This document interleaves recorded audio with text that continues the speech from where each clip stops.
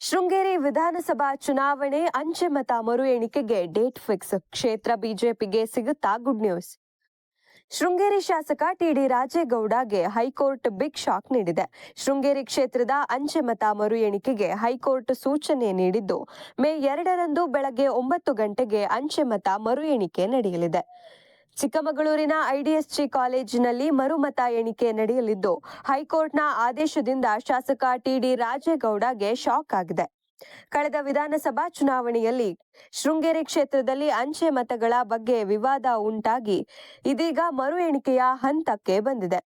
ಶೃಂಗೇರಿ ಕ್ಷೇತ್ರದ ಅಂಚೆ ಮತಗಳ ಕುರಿತಾಗಿ ಮಾಜಿ ಶಾಸಕ ಡಿಎನ್ ಜೀವರಾಜ್ ಹೈಕೋರ್ಟ್ಗೆ ಅರ್ಜಿ ಸಲ್ಲಿಸಿದ್ದರು. ಟಿಡಿ ರಾಜೇಗೌಡ ಅವರ ಆಯ್ಕೆ ಅಸಿಂಧು ಎಂದು ಪ್ರಶ್ನಿಸಿ ವಿಶೇಷವಾಗಿ ಅಂಚೆ ಮತಗಳ ಎಣಿಕೆಯಲ್ಲಿ ಲೋಪವಿದೆ ಎಂದು ಅವರು ಆರೋಪಿಸಿದ್ದರು. ಈ ಅರ್ಜಿಯನ್ನು ಪರಿಶೀಲಿಸಿದ ಹೈಕೋರ್ಟ್ ಅಂಚೆ ಮತಗಳ ಮರು ಎಣಿಕೆ ನಡೆಸುವಂತೆ ಆದೇಶ ನೀಡಿದೆ. ಈ ಮರು ಎಣಿಕೆ ಮೇ 2ರಂದು ನಡೆಯಲಿದೆ. ಚಿಕ್ಕಮಗಳೂರು ನಗರದಲ್ಲಿರುವ ಐಡಿಎಸ್ಜಿ ಕಾಲೇಜಿನಲ್ಲಿ ಬೆಳಗ್ಗೆ 9 ಗಂಟೆಯಿಂದ ಅಂಚೆ ಮತಗಳ ಮರು ಎಣಿಕೆ ಪ್ರಕ್ರಿಯೆ ಆರಂಭವಾಗಲಿದೆ. ಇದಕ್ಕಾಗಿ ಚುನಾವಣಾ ಆಯೋಗ ಈಗಾಗಲೇ ಸಿದ್ಧತೆಗಳನ್ನು ಆರಂಭಿಸಿದೆ. ಹೈಕೋರ್ಟ್ ಆದೇಶದ ಮೇರೆಗೆ ಮರು ಎಣಿಕೆ ನಡೆಯುತ್ತಿರುವುದರಿಂದ ಈ ಪ್ರಕ್ರಿಯೆ ರಾಜ್ಯದಷ್ಟೇ ಅಲ್ಲ, ರಾಜ್ಯದ ಹೊರಗೂ ಗಮನ ಸೆಳೆದಿದೆ. ಹೀಗಾಗಿ ಶಾಸಕ ಟಿಡಿ ರಾಜೇಗೌಡಗೆ ಆತಂಕ ಹೆಚ್ಚಾಗಿದೆ. ಹೈಕೋರ್ಟ್ ಈಗಾಗಲೇ ಏಪ್ರಿಲ್ 6ರಂದು ಅಂಚೆ ಮತಗಳ ಮರು ಎಣಿಕೆ ಮಾಡಲು ಆದೇಶ ನೀಡಿತ್ತು.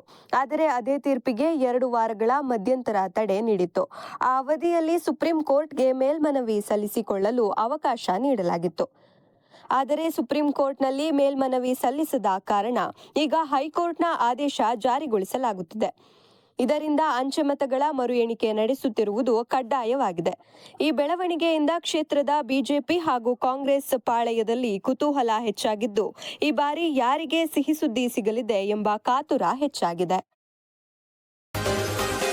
N4 ನ್ಯೂಸ್, ಇದು ನಿಮ್ಮ ಧ್ವನಿ.